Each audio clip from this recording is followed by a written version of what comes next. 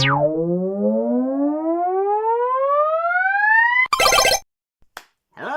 and welcome back to another video. So, week 2 of Gamecube Month.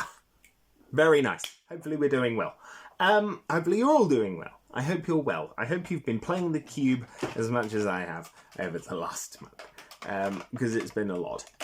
This one, I did show it off a little bit last week, but this one is the reason I am doing this import video. So, last year, 2024, my mother was very nice enough to buy me a hard-modded Gamecube. Now, that in and of itself is extraordinarily cool. There is a very slight minor problem in that I cannot use the import Gamecube player I have with it, but that is not the end of the world. It has full compatibility with every single import game I have to show today, which is absolutely fantastic. And very coolly, it comes with a nice little SD card. Right there. There, maybe. Little SD card that has Fire Emblem Radiant Dawn on it.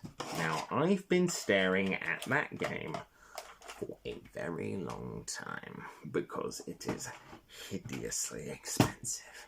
It is 200 and something-ish quid. Lot of money. Lot of money for a game that, quite frankly, I'm not sure if I'll like. So, I'm a big Fire Emblem fan. I have a whole video on my channel discussing Fire Emblem, how much I hated Engage, but we're not here to discuss Engage again. How much I love Three Houses, Fates, Awakening, blah blah. I did unfortunately have to recently get rid of one of my Fire Emblem games, and that was Echoes of Valentia. Strictly because if you don't put a charge through that thing at least once a year, the fucking cartridge breaks. Fuck off. Three Houses, though, made up for everything. But yes, I've been umming and ahhing about that game, so I'm very keen to get into it on this modded GameCube. But until then, technically an import game, because it's the American version. But today, we are looking at a whole fat chunk of games from America, Europe, I know I'm in Europe, but still, and Japan. So we'll start with Japan. We'll slowly work up. Well, actually, we'll start with Europe.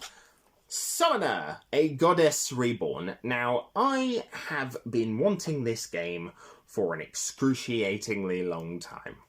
I don't know why, I just have a soft spot for it. One massive gaping problem, however. This is the German version. Now, I bought the German version going, it's a PAL release. It'll have English on it. No. A PAL release without English, French, Italian, it is just German. So, not too happy with this. Don't know if I can even get rid of it. Can't play it, borderline impossible. Which is somewhat of a running trend with some of these games, but I'll get to that in a minute. Moving on from Summoner, we have, I'm going to have to look this up in my GameCube book. I think it's Dragon something something, which I'm sure narrows it down massively, and I should have done this before I did the video. But here we are. Being clever is not my forte. It is... That's a lot of Disney games. That's still a lot of Disney games. Disney games. Good grief. Dragon Drive Demaster Shot. Now, Dragon Drive Demaster Shot is a sort of Panzer Dragoon inspired, Star Fox inspired game for the GameCube, released in Japan based off of a manga that has, and an anime that has had no context or support out of Japan whatsoever. Neat. It's probably had some dubs. But in general, this game, there you go, Dragon Drive Demaster Shot, or whatever the heck I said, is borderline unplayable. It's not borderline unplayable, but it's not very good. Sort of a struggle I've been having with the Japanese games I own is they're in Japanese,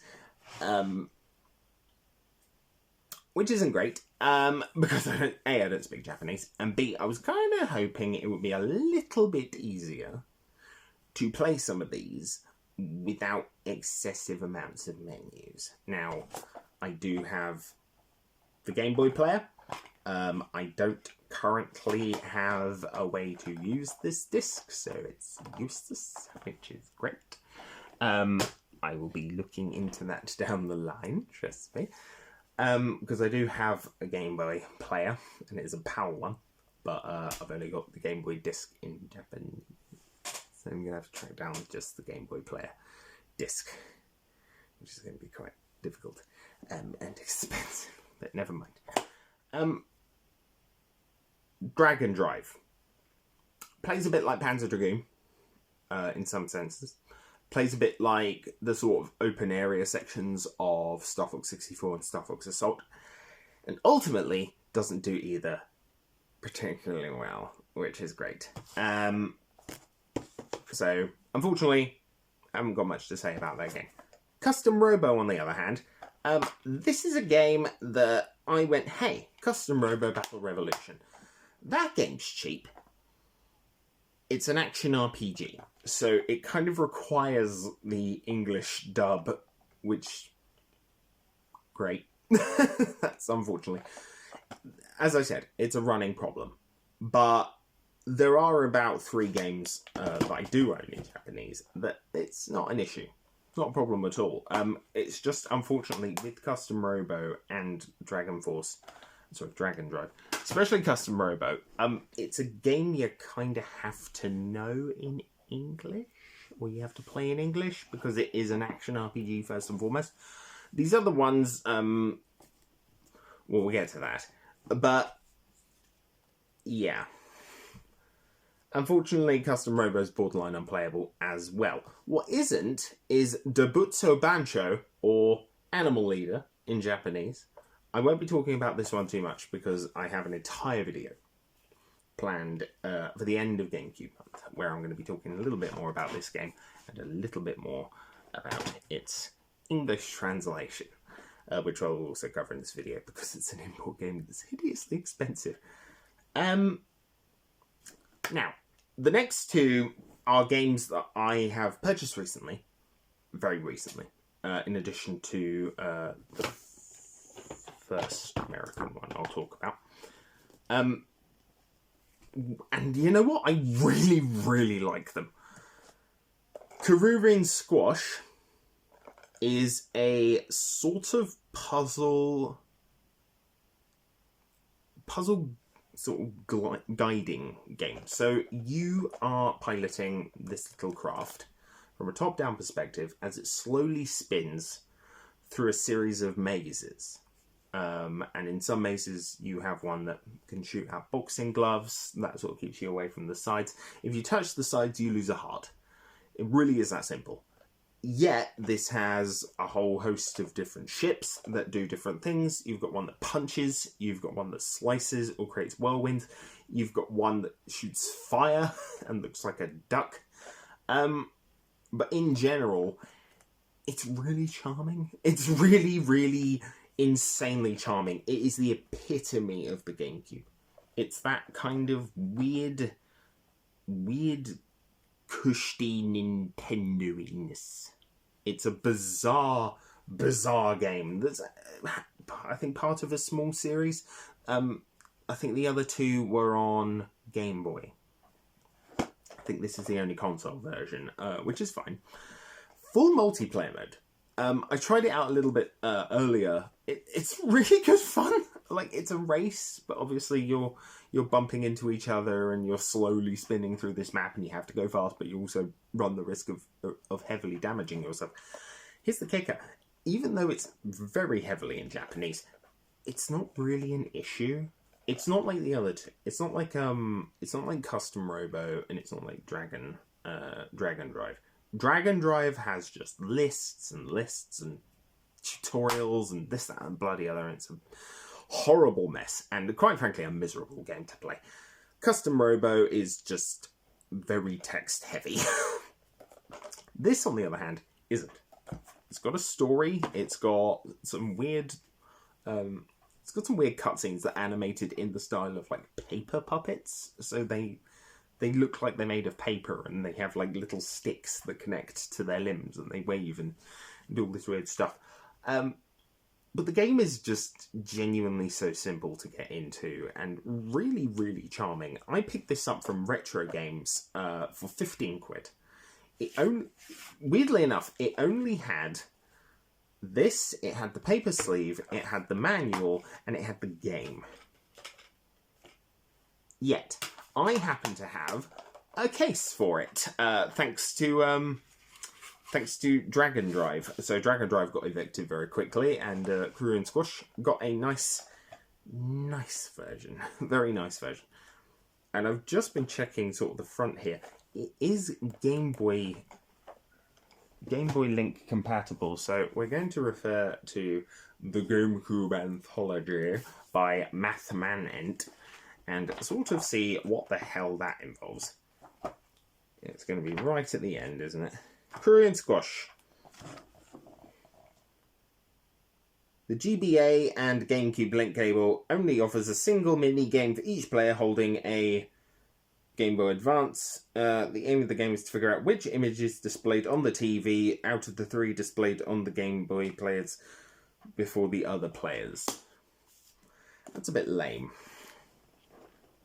And I'm not doing a video based on Game Boy and GameCube compatibility. That will probably be something I do maybe down the line. I don't want to swamp this channel with reams and reams of GameCube stuff. It's probably something I will touch on, but in general, not so much.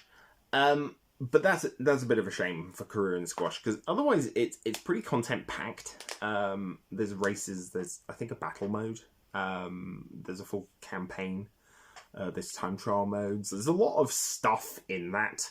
For such a simple concept, it really, really runs with it. And that's really what I like about it. And bearing in mind, I've played this game for maybe 30 minutes. I've played it for about half an hour since I got it like 4 days ago, because I've been playing other things, specifically 2 other games on this list. And I really, really like it. Of the 3, it's actually my favourite. It's actually my favourite. The final game I have in Japanese is one I have wanted for about 15 years. It is a platform fighter of sorts, where you have a series of Hudson characters, some from Konami and some from Takara. Now, Takara are they're a toy manufacturer out of Japan, and here's where it sort of gets weird. So you've got Bomberman, you've got what looks like some sort of Japanese Barbie doll. Do not quote me on that. You've got the kid from Beyblade and Optimus Prime. You have Bomberman versus Optimus Prime. You also have a character from Bloody Roar, which... okay. I don't think I own Bloody Roar on the GameCube, but that's kind of making me want to. It's a weird game. So you have to gather up a series of hearts, and then as you do, you get into fight battles with the various people in this. And then if you punch them enough, you knock out the central heart, you grab that, game over. Or you knock them out of the ring if it's more of a one-on-one. I've played this game for maybe 10 minutes, and I don't get it. I don't get it. It's trying to do what Smash does differently. And that's not a bad thing.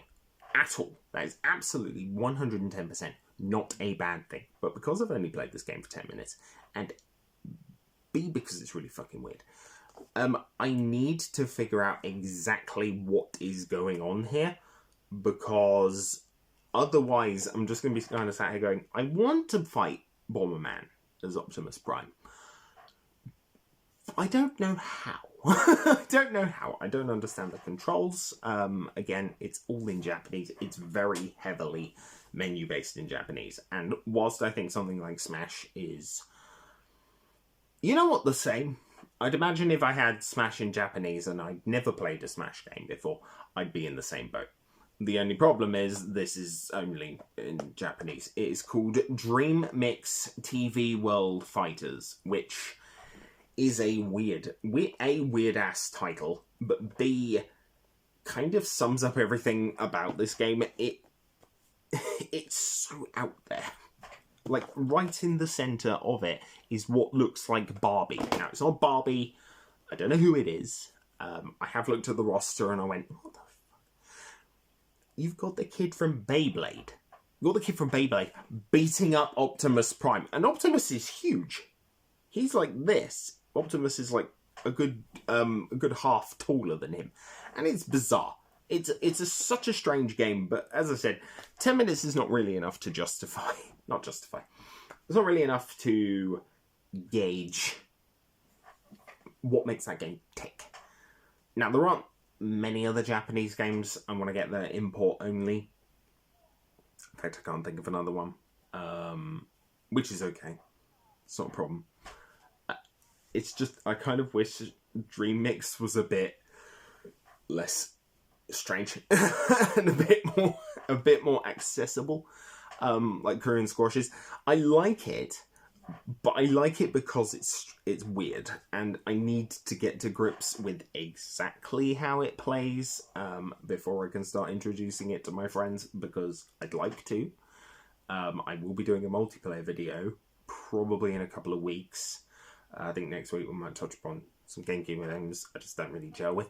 But I think with TV World Fighters, I need to peg exactly what the hell it is before I can actually play it. So I'll probably find a video on YouTube just sort of explaining it. I'll play some matches by myself, maybe with my wife, just to sort of see, and we'll go from there. The final game. Now, yes, I did start... not the final game, but the final game I got recently. This is my big fat stack of American stuff. Chibi Robo. I picked up a Chibi Robo for about 100 quid. My wife was more than nice enough to generously contribute towards this. So thank you, dear. But yeah, I've been playing this today and of recording. And it's so quaint and weird. It's weird. It's very Japanese. But in English. So it's even weirder. So you're a toy robot who does sort of like house chores and different bits and pieces, and just generally exists to make this family called the Sandersons happy. Now, you've got the dad, who is a big fat guy who likes toys. You've got the 8-year-old daughter, who is perpetually in a frog costume and constantly saying the word ribbit. There's the exasperated mother, who looks like a 1950s housewife with east and west boobs. And then you've got the dog, who looks like it's had a stroke. It's quite out there. And within about 5 minutes of actually playing the main game. So during the day, you do some chores, you make the family happy, blah, blah, blah. You have about 5 minutes to do so, which isn't a lot. But to be fair, you get a lot of money very quickly, and you can use that money to just... It's 15 of the currency, and considering every slight thing you do, you get about 20. You can extend it to about 15 minutes. Each day, or night, whatever. There's about 15 minutes. And that's good. That's brilliant, in fact. That's more than enough time to basically grind your way through the game very quickly. Make everyone happy, do basically everything that needs doing. Plenty of time. I found 5 minutes is a good chunk. I've played maybe nearly an hour of this, and it's really good. I really, really like Cubivore. It's something I'm quite happy to do more of. I'm quite happy to play more of Chibi Robo. I think it's going to be a lot of fun, but for now, I could probably quite happily say it's my third. It's my third favourite import game from America, specifically. It ranks under Korean Squash for the moment, because I really, really, really like that game. Moving on. So, goodness, 15 plus years ago? No, 5 years ago. My apologies. 5 years ago, my friend bought me a series of GameCube games from America, because I asked, for Pac-Man. It was a Pac-Man bundle. It was just the discs. So I've sort of had all of the cases replicated, including Pac-Man World 2. Now, I've got this already in English, so whatever. It's the next two that interest me the most. Pac-Man Fever, which is it's Mario Party. It's Mario Party, but it's Pac-Man. I think about the only Pac-Man game I'm actually missing on the GameCube is Pac-Man World Rally. Now, I've got... I think I have it. Yes. I've got Pac-Man Rally for the PS2. I like that game a lot. I think it's a lot of fun. But I'd like to own the GameCube version, just strictly because this is kind of where I've actually historically played Pac-Man on the GameCube. I have family in Canada, and I remember heading up there one year, can't quite remember when it was, early 2000s, and they had Pac-Man World 3. They had Pac-Man World 3, and they had a Jimmy Neutron game that, for the life of me, I still don't own, which is very strange. I'm going to track that down, because I want it. But I played quite a lot of the Jimmy Neutron game, because it was actually a lot of fun. I'm half tempted to contact my cousins in Canada and be like, hey, do you still have that? Because if you don't want it, I'll take it off your hands, but probably not. I doubt they're watching this anyway. I do want that Jimmy Neutron game, but I did play Pac-Man World 3, and that's sort of my first introduction to Pac-Man, so not having Pac-Man World Rally feels weird. So I will probably track down the American copy of that, because it only came out in America, Pac-Man World Rally for the GameCube, which is a shame. In addition, Pac-Man Versus. Now, this is a game that exclusively uses the Game Boy Advance. One person controls Pac-Man. Is it Pac-Man? Yes, one person controls Pac-Man on the Game Boy player. The other three... So, one person has a Game Boy plugged into port 1. That is Pac-Man. And they are playing traditional Pac-Man on the Game Boy Advance, which is sick, by the way. Love that idea.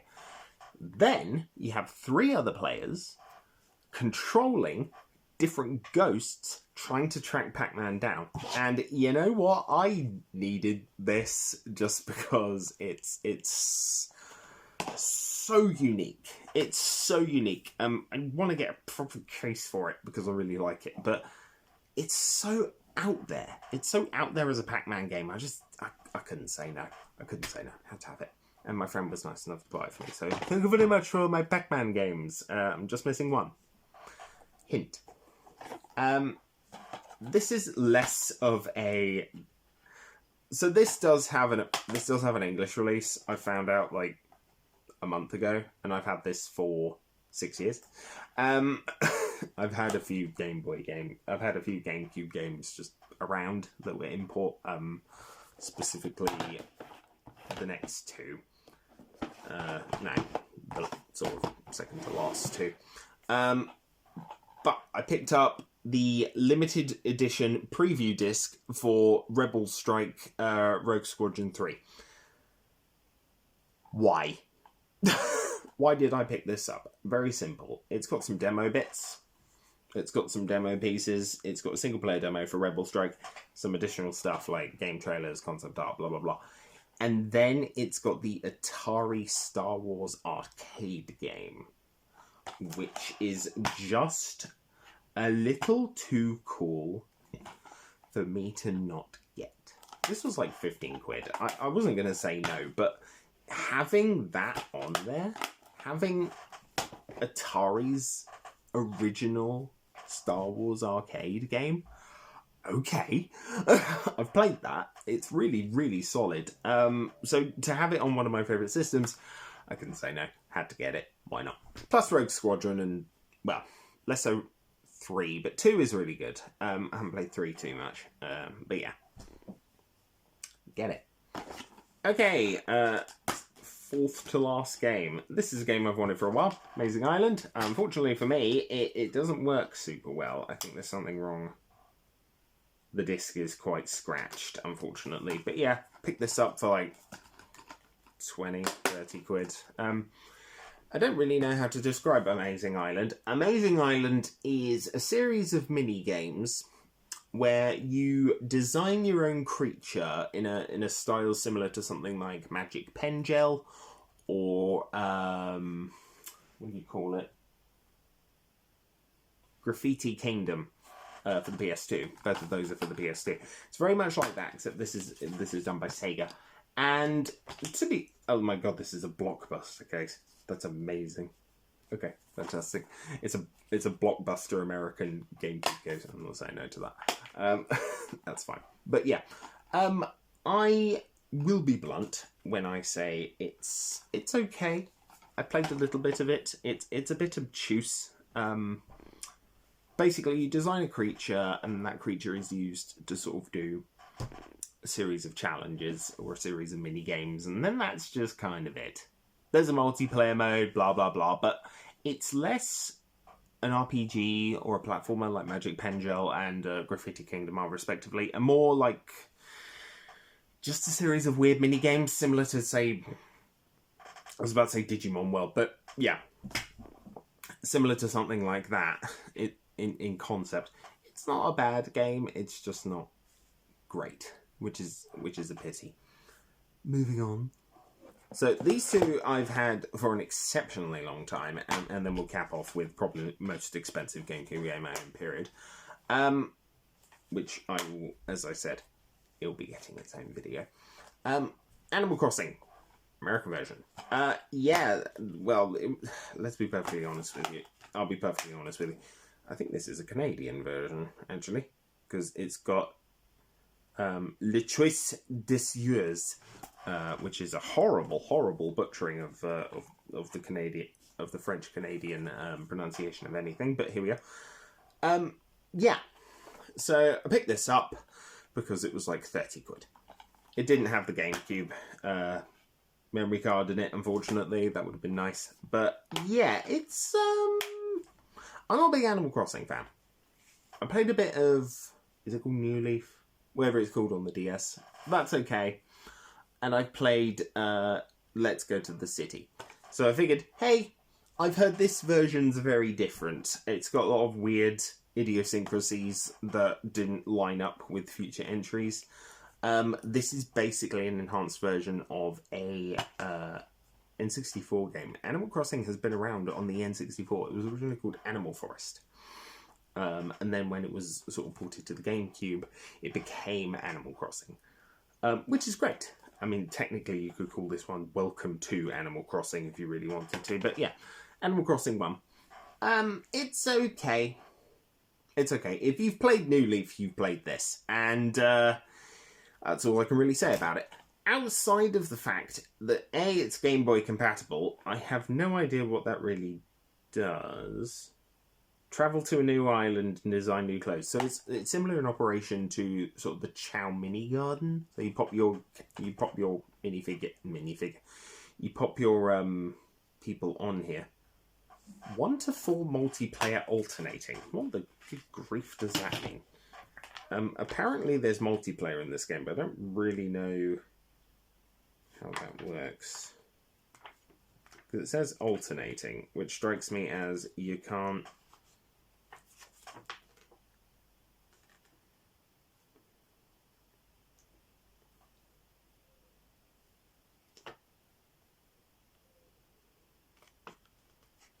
I really don't know. It's bizarre. It's very bizarre. Completely bizarre. Not a clue. Don't ask. Won't tell. But yeah, it says 1 to 4 players alternating on the back there. So if it's a case of, yeah, you can all play it, but you all have to take turns, I'm like, okay, but that's any single player game. Why make a note of it? Stupid. Speaking of multiplayer games, Kirby's Air Ride. This was 36 quid. No, it wasn't. It was 38, I think. It's 38. 15 years ago. I've only been able to play it in the last couple of months. Or in the last year. I really, really like this game. And to be perfectly honest with you, watching the Switch 2 release for them to go, yeah, we're sequel, Kirby Air Riders. Kirby Air Riders. Not Kirby Air Ride anymore, Kirby Air Riders. And Masahiro Sakurai, the creator of Smash Bros. And of Kirby himself, will be returning to make the fucking game. So, I will be buying that game day one. I'm not joking. This game is fantastic. It's a bizarre series of sort of mini games. So you've got 3 modes. You've got sort of a top-down mode that's very similar to, say, Micro Machines or a lot of those really early racing games where it's all top-down and you sort of view it as the whole track. Not brilliant. Then you got your racing mode, which plays a little bit more like Mario Kart, where pretty much everything is, well, you sort of race along tracks, you bump into copy abilities, because Kirby can copy abilities, and you're able to sort of like spit fire or do stuff like that, create needles, blah, blah, blah. Then there's the last mode, and the last mode is the weirdest, which is City Trial. So in City Trial, it's basically a battle royale before battle royale games were even a fucking thing. You drive around the map, this massive open world map. You drive around it and you gather up as many power-ups as possible, slowly being eliminated over the period of time, before finally at the end of the round, you are deposited into a stadium to massacre the other people. Which is sick. There's a whole meta game around this, and it's a racing game that uses one fucking button. It's nuts. I'm really excited to see where Kirby Air Riders goes. I'm really hoping it's not just... Bring back all 3 modes. I don't mind the top-down mode, I don't care about that, but give me the copy racing abilities. Give me the racing with copy abilities. That sounds cool. Give me the city trial mode. But give me multiple cities. You know? Sick as shit. It's going to be awesome. It's going to be really cool. I'm really excited for Kirby Air Riders. I think it's going to be absolutely fantastic. To cap off, the most expensive game I own for the GameCube period, and the most expensive import game I've bought probably ever. Well, because Magic Knight Wrath I got for 56 quid. Cubivore. Now, as I said, I'm not going to be going into Cubivore too much, but I bought Cubivore. It's sick. It's not worth £400. It's definitely worth 200 and something. Anyway. Here we are. Week 2 of GameCube Month. Thank you very much for joining me. Next week we'll probably be looking over some GameCube games I don't like, that I hate. Maybe not hate, but dislike intensely. GameCube games I don't like. Here's a hint. There's some stuff on here that's going to get me lynched. But that's okay. Then the following week we'll probably be doing the multiplayer. I'll be going over all the multiplayer games that... Because this is one of 2. It's one of 2 consoles that universally I will drag out and go, we're playing this! Multiplayer, suck my ass. You get to pick nothing else from the games room. It is just these 2. Bit elaborate, but here we are. And then we'll finish off with a Cubivore video because I've got a couple pieces I want to talk about with that. I want to talk about the different versions I've got, and we'll sort of go from there. Anyways, guys, that is another week. Thank you very much, and I will see you next time.